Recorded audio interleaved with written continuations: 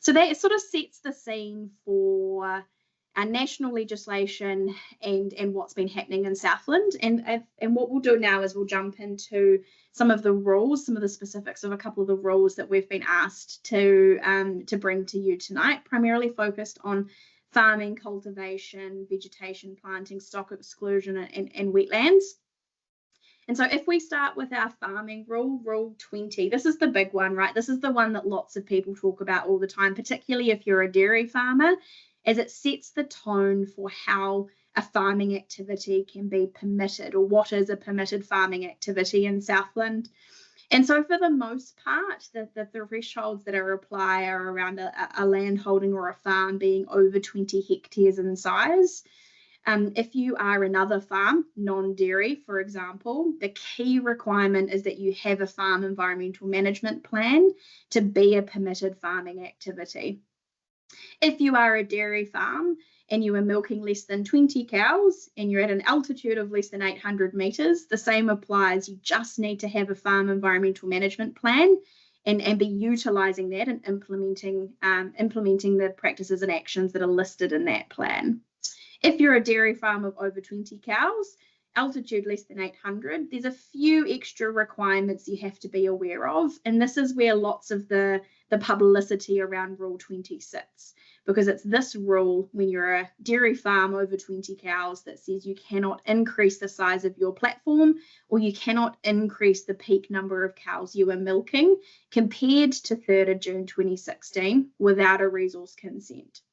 So it's not impossible, but you can't just do it as of right. You need to get a resource consent to do that.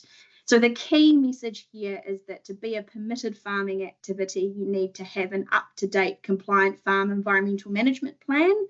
And we'll come to that a little bit down the line. We're not going to put too much emphasis on farm plans tonight, but you'll see that I mention them in just about every slide as being a key requirement for permitted farming compliance.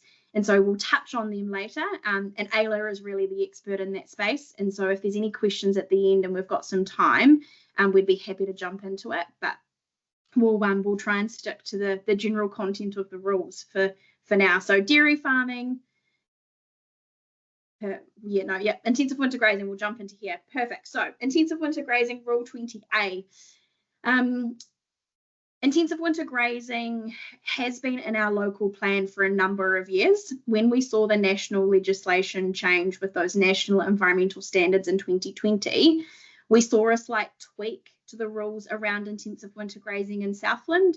And now we have something that I refer to as a hybrid of what the national direction was circa 2020, what Southland has landed on through the appeals process in the Environment Court, which means we have an area threshold that relates to how much winter crop we can sow and then graze in situ each season.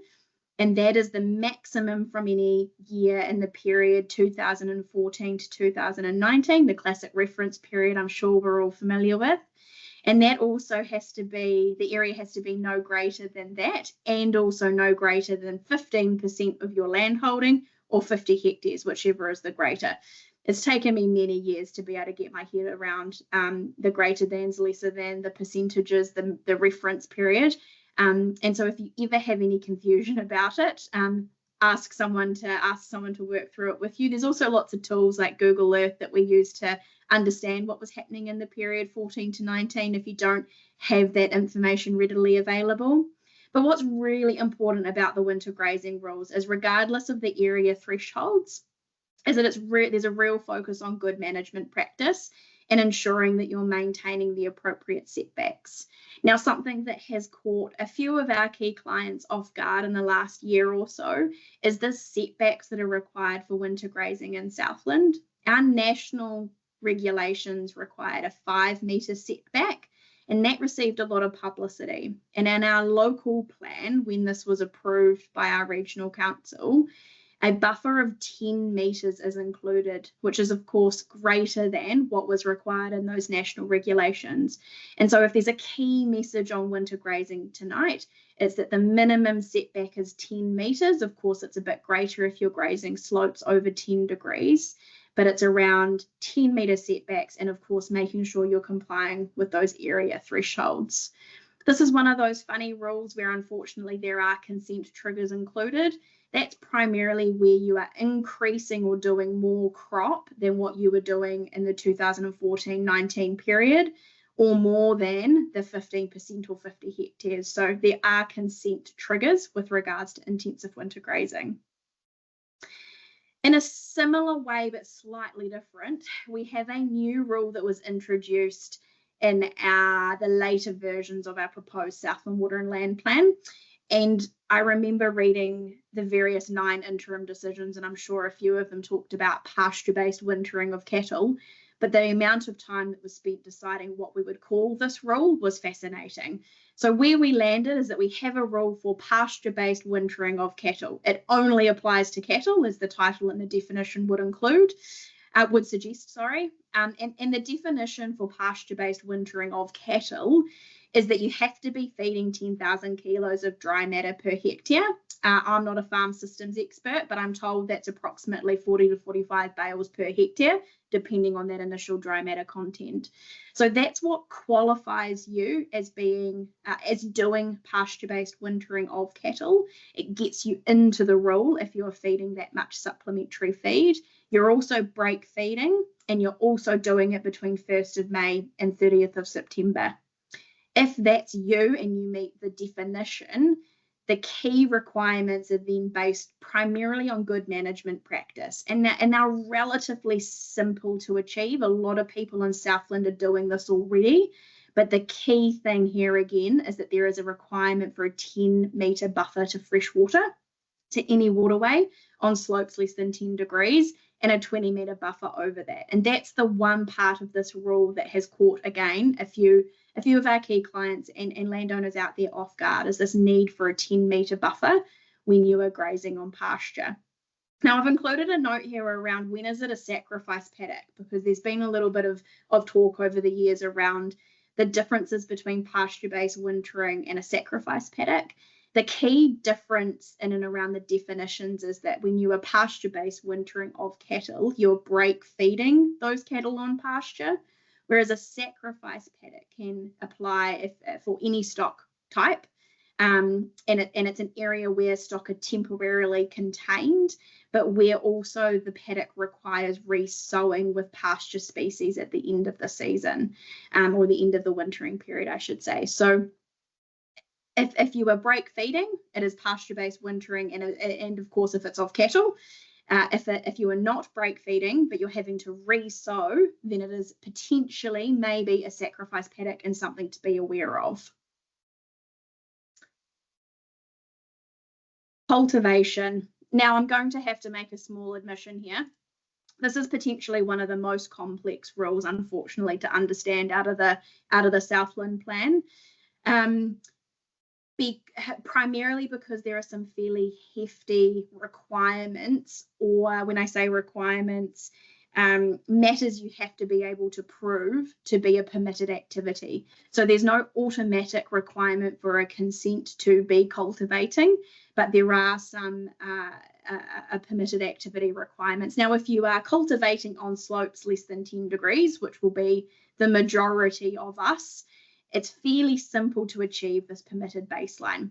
However, it gets a bit more complicated if you're cultivating on slopes over 10 degrees up to 20, and then again over 20 degrees.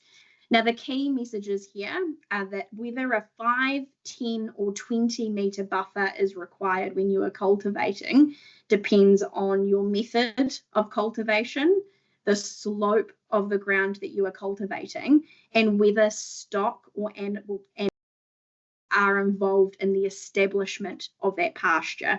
There's also some requirements around whether it is a crop or whether it is a pasture. And so this is one of those rules, unfortunately, for me, a lot of the time where we're trying to make sense of it, where I like to defer to my farm environmental colleagues and say, what are the practical realities of being compliant with this rule? And so what I'm going to do is ask Ayla if you can jump in and give us a bit of your take on how to comply with the cultivation rules and be a permitted activity.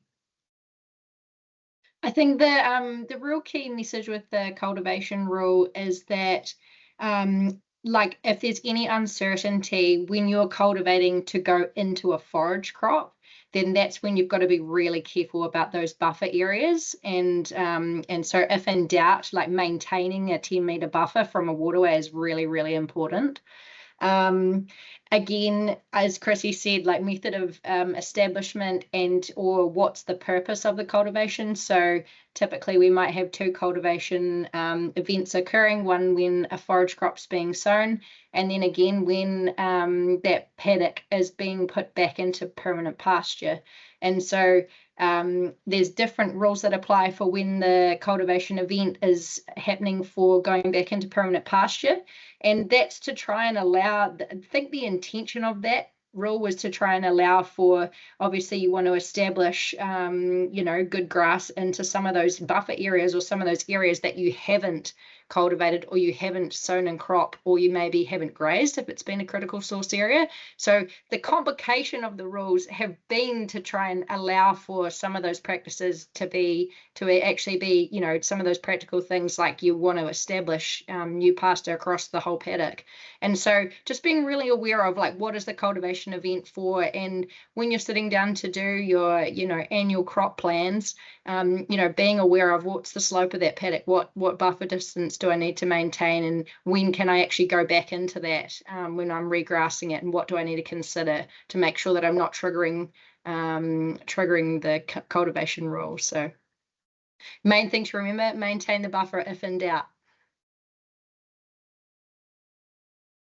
Thanks, Ayla. And if we flick to the next slide, the same if in doubt, maintain the buffer is going to apply when it comes to the stock exclusion rule. Now, it took me by surprise even once upon a time when I first spotted the inclusion of the stock exclusion rule in the Southland Plan, particularly the time frame that's attached to it for achieving a certain level of stock exclusion. And that's the approach that Environment Southland have taken with this rule. So the local plan does include a rule related to stock exclusion. It is broken down by stock class and whether you are on sloping ground in three categories, our plains, undulating, rolling, or steeper land. And depending on whether you are farming dairy cattle on a dairy platform, pigs, dairy support stock, beef, cattle, and deer, or sheep, there are slightly different requirements. Now, I think some of the key messages here are more related to what cannot be grazed, and that includes our regionally significant wetlands or sensitive water bodies. Now, these are the really special wetlands and waterways that are listed in our local plan. Then we have nesting areas for birds in and around waterways. We cannot graze those. And natural wetlands need to be stock excluded unless you have a consent to graze them, or you can meet some permitted activity requirements for that. But generally speaking, natural wetlands cannot be grazed and need to be stock excluded. Stock exclusion has to be provided for intensive winter grazing for just about any stock class, and when we are break feeding sheep or winter grazing of sheep. Otherwise, sheep have pretty much free reign. There's very little stock exclusion requirements required for sheep, but of course there are for our beef, cattle, deer, dairy support pigs, and dairy cows. And so I strongly encourage you to consider which type of system you might be operating, what your stock classes are, and reviewing some of the Environment Southland fact sheets, this table here is from the Environment Southland fact sheet, which details what is required now or what will be required at some point in time. And so you can see there that just about, for pigs, dairy cattle on a platform, dairy support, and beef cattle, where you are beef cattle and deer, where you are break feeding or winter grazing, they all waterways, whether that waterway is less than or greater than a metre wide, all need to be stock excluded now. Including actually those on plains, those lower slopes, because 1st of July 2025 has passed. But you can see there is a coming date, 1st of July 2030, when beef, cattle, and deer need to be excluded from waterways on steeper land. Now, this is one that when we do a lot of work with our sheep and beef landowners we're talking to them about, because there are large areas of some of our higher country stations where stock have access to water because it's a source of drinking water. And from 1 July 2030, stock exclusion is going to have to be provided. What does exclusion mean? I often get asked, what actually is a fence? And funnily enough, once upon a time, there was a definition of what a fence is that came from our national regulations for stock exclusion. But effectively, it's an exclusion of any form. As long as stock are excluded, you can call it stock exclusion. The other question we get a lot is, what setback am I supposed to use? Now, if you are implementing new stock exclusion, new fencing, our national regulations for stock exclusion require that buffer to be 3 metres on waterways over 1 metre wide. Otherwise, if you're putting in new stock exclusion, I would be looking closely at your rules for cultivation, winter grazing, pasture-based wintering, and if in doubt, providing a buffer that can achieve setbacks for those activities if your property is going to have those activities occurring. The other question I get asked all the time is, can I move stock through water? Yes, you can, but those stock have to be supervised and actively driven. So that's at a crossing point, a ford, for example, you need to be supervising the stock as they cross and driving them through. So like I alluded to, this is one of those ones a bit like cultivation where there is nuance, there's a little bit of detail and understanding what exclusion requirements might apply to you, particularly if you've got land in that undulating, rolling and steeper land category in your sheep and beef property, for example. So I would strongly suggest you have a look at those fact sheets and have a chat with your rural professionals and consultants around how they can help you understand where you might currently have unfenced waterways that are going to need stock exclusion either now or just recently, or at least by 2030. The other key thing I want to mention here is that a lot of this is contingent on a farm plan as well, also describing your level of stock exclusion. So it's really important, again, that those farm plans are capturing what we are doing around stock exclusion. Vegetation planting, another rule that we were asked to cover off tonight. Now, vegetation planting captures any of our riparian and planting activities that we might be doing on our farms, particularly where we are placing riparian buffers next to waterways. And so generally speaking, yes, vegetation planting can occur as a permitted activity, no consent required, but there's some minimum expectations. The key one here for me is that planting needs to be outlined in your farm environmental management plan, or for the purposes of soil conservation, river control, enhancing biodiversity, or for enhancing the hingakai or toanga species. And so it's really important that you have the management plans in place if you are undertaking some riparian planting. You can't restrict access to the waterway, it can't be production forestry, and there's a few plants in the regional pest management strategy that you would be looking to avoid. But majority of the plants, native in particular, that are going into Southland riparian buffers would not be contradictory to that pest management strategy. The other you'll see in this image here, and I've pinched it from the Otago Regional Council actually, they've been useful for something tonight, is this diagram here that shows you where the bank and bed of a river apply. Now, the reason why this is important is because when we are planting riparian buffers, it's actually occurring within the bed or margin of the river. And so that's what qualifies us for needing to meet these permitted activity requirements or get consent. And so you can see in that graphic there are a couple of different examples of where the bed of a river is relative to its banks. And it's all about where its fullest flow is.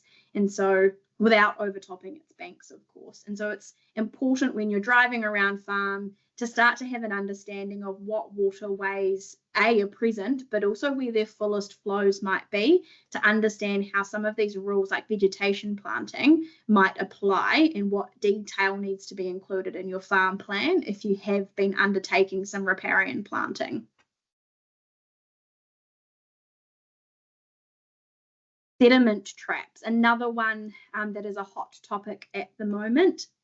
Generally speaking, sediment traps are a permitted activity, which is fantastic because they're an awesome mitigation that we can put in where we've got sources of overland flow, for example, or tile drains that need treating, and we want to capture, detain that sediment and then release water back to some waterway fresher than when it was collected in that sediment trap in the first place. And so generally speaking, these are permitted, but there are some construction type guidelines in and around the banks and angles of banks, slopes of banks. And then of course, during construction, we have to be really careful about potential effects on fresh water. So we want to make sure that we're not working in the waterway at a time of year that might impact or release too much sediment downstream without having some sediment control in place. We always have to maintain fish passage, and we don't want to be impacting other structures or the like or causing a flooding risk. So there's some construction requirements to be a permitted activity, but also some general conditions that apply when we're working in and around waterways. And then I think that brings us to wetlands. Now, wetlands is a pretty juicy topic. It's also a pretty hot topic at the moment. And we are going to work our way through this. I'm going to keep it high level, and if there's questions at the end again, of course, please pop your questions in the questions box. But the biggest, the place that we always start with regards to wetlands is whether what we are looking at in the existing environment is a wetland, and if it is a wetland, what type of wetland is it? What definition does it meet? But also if we've got an area on farm where we'd like to construct a wetland, how we might go about doing that. And so in our Southland plan, believe it or not, we have 3 definitions for wetlands. We have a wetland, we have a natural wetland, and then we have a regionally significant wetland. Now, our wetland is permanently or intermittently wet, it's shallow, and there are plants and animals adapted to wet conditions.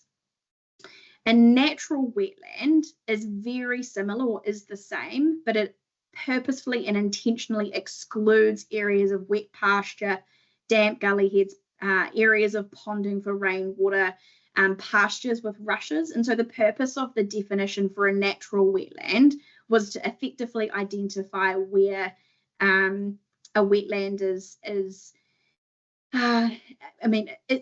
naturally occurring, and where it might not be. And then we have regionally significant wetlands, which I referred to before. Those are the special wetlands that are listed in our plan that require special protections. And so you can find those regionally significant wetlands actually in some online GIS layers. And I always encourage landowners to go and have a look at their local environment and see if there's any regionally significant wetlands in and around where you are, as they're going to be really important for long-term management. Under our national regulations, those national environmental standards for fresh water, we have a further definition of a natural inland wetland, which is a wetland that is not located in the coastal marine area. It's not deliberately constructed. It's a wetland, it is not within an area of pasture that is used for grazing that has more than 50% exotic pasture species. Now, the reason why I've emphasised that part of this definition is that is quite often key to our assessments when we're out on farm on whether what we might be looking at, if it's an existing wetland, whether it meets that definition or not, because then it qualifies us for some fairly stringent and complex rules if we're going to do any work in that area, or whether it now meets the requirements for needing to be stock excluded. These definitions are really critical when we're looking at enhancing existing wetlands as well, because it helps us qualify a wetland and what rules may or may not apply. And so if we just focus on that natural inland wetland definition under the national regs for a moment, what I find really useful is sometimes to show a picture or two of what this 50% exotic pasture species looks like to help landowners understand or potentially identify areas of their own property where they may need to have caution in future around what you do or don't do with those areas of farm. And this is where I might even ask Ayla to jump in if she has any comments from her. Ayla spends lots of time on farm. She gets to have all the lovely conversations and tour all of the local properties. I spend lots of time sitting behind my desk. But so Ayla, please jump in if you want to. But just on the next slide, from the guidelines prepared from the Ministry for the Environment in and around identifying natural inland wetlands, these 2 photos here are of areas that have either qualified as a wetland or potentially would qualify as a wetland. And I think they're really great examples of the areas that we can be a little bit uncertain about on some of our properties and in our rural landscapes around what is a wetland and what is not a wetland. So you can see the top one there is being qualified as being a potential wetland in pasture. And those visual clues include a change in topography, the vegetation, colour and presence of rushes, but there is still that grazed vegetation. And so this is where a 50% exotic pasture species type assessment would help determine whether that area is a natural inland wetland or not, and what management is required or any consents that might be needed to do anything with that area. The bottom photo there has been qualified as a natural inland wetland. And there the dominant species was swamp millet. And so it is a vegetation type that is adapted to wet environments. So it meets that definition for wetland species. And there's sufficient area of it that qualifies that area where the lovely person in their hive is, I think they must be holding a GPS or something high in their hand, is standing next to their quadrant where they've been measuring it. Now that quadrant is the method that is used for identifying various vegetation types, the scientific approach that is taken, and there's a number of experts out there that can do this. Environment Southland, yes, there it is there, the pasture exclusion assessment methodology. So there is a number of people out there that can do this. Environment Southland from time to time may have offered to come onto your property and help you with this. There was a bit of a push for that over the last couple of years. But it's something to talk about with your farm consultants or your staff on farm as you learn, start to understand or investigate where some of these natural inland wetlands might be, if it's applicable to the type of property you have. And we'd strongly encourage you to err on the side of caution when it comes to this, because there is a bit of a range of stock exclusion, good management practice or consents that could apply. So what we've done on the slide here is, rather than going through all of the rules, because I've talked about rules for the last half an hour or so, rather than giving you all of the rules that could apply, the detail of the rules that could apply to doing anything with existing wetlands or building a wetland from scratch, I have a couple of examples here, a schematic on the left and a photo of a real life constructed wetland on the right. And I've highlighted all of the areas of those images where a consent may or may not be applicable. Now, this isn't to frighten anyone, but it's just to highlight the degree of complexity at the moment that comes with doing anything with an existing wetland or around a waterway and wanting to construct a wetland. Now, this is where a lot of the barriers at the moment are propping up with regards to people that want to get on with it and create some wetlands in some areas of their property where there'd be an awesome opportunity to enhance water quality improvement, create new habitat, biodiversity improvement, greenhouse gas offsetting for the future. But we come up against a number of rules that make it really hard to successfully implement wetlands. Now, some of these here relate to the national regulations, but most of that is also duplicated in our local plan. And so a lot of the rules in the local plan that we have to consider is those related to water diversions, water damming, and whether we need a weir, any culverts, any earthworks, our planting requirements that we've already been through. Are we draining any land or changing the hydrological function of a waterway? Is there any vegetation clearance required during that construction process? Are we going to impact on fish passage, or will we be providing sufficient fish passage? Are we enhancing or creating an existing wetland? Of course, our stock exclusion, and in the top left corner, the catchment area over 500 hectares, that applies in our Southland plan. If the waterway upstream of where you're wanting to build a wetland is larger than 500 hectares, it will automatically trigger the need for a consent. And there's all sorts of general conditions that apply to working in and around water that I had sort of loosely mentioned before. And so Environment Southland are aware of the complexities for wetland construction or working in and around wetlands and rivers and are trying to do something about it. There's a working group established at council that are actively working on how we can better enable these positive environmental improvements rather than being relatively prohibitive or complex at the moment. So there's a number of examples where people have successfully got consents to enhance existing wetlands or build wetlands from scratch. But there are also examples where it's been just too hard and too complex, and there's too many consent requirements to enable the good work to be done. And so if we jump forward a slide, Ayla, we thought it would be important here to summarize what we can and cannot do with wetlands. And so I think Ayla's going to ask me these questions and I'm going to recite the answers. I think, yeah, the schematic slide that you had before was a really good summary of all the things that, you know, to consider that may apply in wetlands. These are some of the more commonly asked questions. So, can I construct a wetland without a consent? Yes, if it's outside 100 meters of a natural wetland and you don't affect the original water flow in and around that waterway. So that's about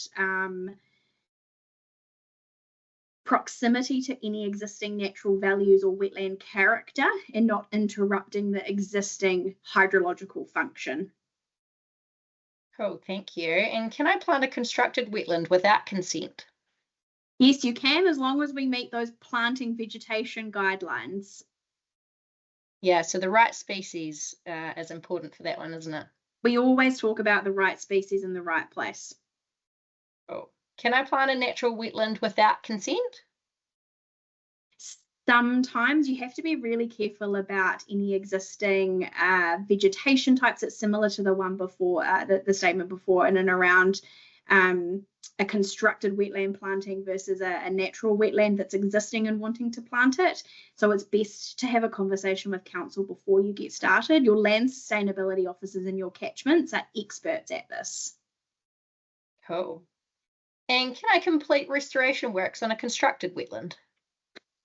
You can, but you have to be really careful around the rules that relate to earthworks, damming, water diversion, damage to existing vegetation, and again, impacting flows, hydrological function, and the like. And if I want to complete restoration works on a natural wetland without a consent, is there an option to do that? There is, but it's very small scale and it's very difficult to meet those requirements. The scale of the changes that you can make are relatively minor, that you potentially wouldn't be adding substantial value. And so majority of the projects that have involved enhancing restoration works for existing natural wetlands have triggered consents because our earthworks or degree of hydrological change for improved functioning of that wetland exceed the thresholds that are permitted. So anything other than small scale, we're needing a consent. And can I cultivate or drain wet, swampy areas of a paddock? Not if it qualifies as a natural inland wetland. And so that's where that pasture identification method becomes really critical to understanding what you can and cannot do with those types of areas on farm. It's best at the moment to ask and understand what the potential risks are, or what you can and cannot do, and what the risks of doing so might be. Absolutely, and in particular, given that we are looking at some benchmarking processes that could really impact what might be happening in future. Thanks, Chrissy. Thanks, Ayla. Next slide.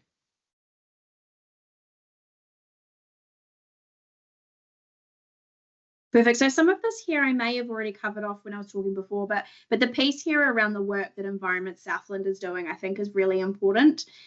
We know that wetlands are going to feature really heavily in our environment moving forward. They are excellent opportunities to attenuate key contaminants. And they provide a lot of additional biodiversity value too, of course, and create habitat for aquatic vegetation in our fish and our insects. And so Environment Southland have established a working group that is working through how we can enable wetlands as opposed to having the more prohibitive approach it. And I think that is an unintended consequence of our current rules, as everyone is aware that constructed wetlands or enhancing wetlands are the right thing to do in our environment if it's the right location for them, and that some of these rule triggers from those diagrams I showed before, it's unintended that they are preventing us from being able to do these really awesome wetland projects. And so that working group is going to be making recommendations to the Southland policymakers around we can have a more enabling approach in the next generation of our water plan. So I always say have a chat to your land sustainability officers at Environment Southland. They are seeing all sorts of constructed wetlands or existing wetlands that are being enhanced across many different landscape types. They'll even make you a plan or help you identify areas that might be wetlands on your farm, or good areas for wetland enhancement, areas that are already non-productive and stock excluded that could be enhanced or improved. So have a chat to Environment Southland's land sustainability officers. Of course, chat to your local catchment group. I'm very aware of the number of thriving Southland colleagues that are on the webinar tonight. They know more about this, the ins and outs, the realities of trying to get it done on the ground. So have a chat with them and your other local catchment group coordinators. And I just wanted to mention give Environment Southland a small plug. They have a land sustainability mitigation fund, and there is some really good money available for these projects. And so they have a website page, or on their website there's a page dedicated to this funding. Anyone can apply, as far as I'm aware. And it might be a fantastic opportunity if you're looking to do something, within your property boundaries, privately owned, privately constructed type wetlands. And so one of the things that you will have heard many of these slides this evening, and I did say we wouldn't talk about it in too much detail, but of course I do have Ayla here. She's an expert and we can talk about it later if we want to. But all of the activities we've talked about tonight, farming, intensive winter grazing, pasture-based wintering, cultivation, sacrifice paddocks, grazing sheep where they can access the bed of a river, or vegetation planting, and to be fair, some of those activities that relate to wetlands all require you to have an up-to-date farm environmental management plan. And those requirements have changed in Southland in the last 12 months. And so everyone in Southland farming over 20 hectares is required to have a farm environmental management plan, preferably by May next year. And so Ayla, I might let you take this one, and you could take us through just a couple of the key details that relate to farm plans when we're thinking about our permitted activity compliance with those farming rules. Absolutely. Thanks, Chrissy. As Chrissy mentioned, your farm environmental management plan is a place for you to actually keep good records, and it's a place for you to actually show how you're meeting those permitted activity criteria and a lot of those rules related to farming. And so really the message here is that if you're wanting to make sure that you are meeting some of those rules, keeping a good record of how you're actually doing that in your farm environmental management plan is a really effective tool for being able to do that. So we've just got a summary here of what the farm environmental management plan minimum requirements are in Southland, and what that looks like for what we now know them as Southland farm plans. So in the proposed Southland Water and Land Plan, there is a section called Appendix N, and written into Appendix N is basically the key default criteria for what a farm environmental management plan in Southland needs to include. And so why that's important is that it sets out key objectives that farm environmental management plan for all farmers over that 20 hectares threshold at the moment need to meet. And so we've got listed here what those key objectives are. We've got nutrient and soil management, we have habitat management, flood capacity of streams and rivers, intensive winter grazing, pasture-based wintering, and then collected effluent management, irrigation systems design, and irrigation management. So the first three objectives are applicable to all farms in Southland. And the last 4 obviously are applicable in the case where the activity is occurring on your farm. So for some farms, they may not do any winter grazing, they may not do any pasture-based wintering. In that case, then they don't need to meet those objectives. Same goes for if you're a dairy farm, then you're more likely to have a collected agricultural effluent system, and so that's where those objectives apply. What's really important is that for you to be a permitted activity based under all of the rules that Chrissy's discussed to so far in the webinar, you have to have a farm environmental management plan that meets these objectives. And the way to meet these objectives is that you have to have actions that actually address what those objectives are trying to achieve. And so one of the things that we really wanted to highlight that's a key part of the Appendix N requirements is this idea of benchmarking. And so really this is all about that water quality focus in Southland, and how do we show improvements over time? How do we show that what we're doing on farm, our practices and actions are improving water quality over time? And so look, that's a really high level summary of what's included, and anybody can look up what those key objectives are in the Southland Water and Land Plan. Again, just a little bit of a reminder that there's at the current our current understanding is that you need to have a certified farm environmental management plan by May 2026. By the way that this August has come around so fast, that May 2026 deadline is going to be scary. But look, at the end of the day, the real key message is that a lot of people will already have some form of a farm plan, will already have a lot of this information. You probably already have maps, you probably already have a lot of the bits and pieces that go towards meeting this. And so, keeping a record of those and doing what you can to try and show how you're meeting those objectives is going to get you in a really good position to show how you're meeting and managing those permitted activity criteria on farm. So a little asterisk there down the bottom. If you do not actually have or implement the practices and actions specified in the farm plan in accordance with the timeframes, then you will not be considered a permitted activity under all of those rules in Southland. Anything to add there, Chrissy? No, not from me, and that's not to frighten anyone, of course, around those timeframes. It's going to be incredibly challenging, and it's a slightly new way of managing our farm plans in Southland from May next year. Of course, that's what the rule says. That's the deadline that many of us will be working towards. But I do expect some sort of in good faith type of approach from Environment Southland, where they too are not going to be able to assess every farm plan on and from May next year in the first couple of months. It's going to take some time to roll this out. So the messaging really is, or particularly from us, is that if you can get ready early, then do that. Look at updating your farm plan sooner rather than later. We're not expecting significant shifts in what's going to be required in Southland, regardless of what our central government does with the farm plan regulations. And so it's not too early to start thinking about what changes or updates you might need to make to an existing farm plan. And I think cool. Ayla has already largely talked to most of this, but she's turned her mic back on, so I'll let her carry on. Oh no, this is just a useful slide.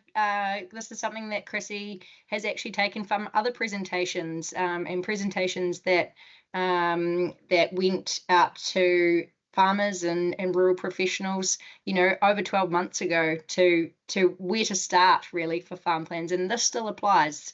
As I mentioned before, a lot of people will already have farm maps, but identifying some of those critical things that you need to show, such as critical source areas, fences along waterways, which is your stock exclusion areas. Where is there native vegetation on farm? Do you have that in the riparian zones?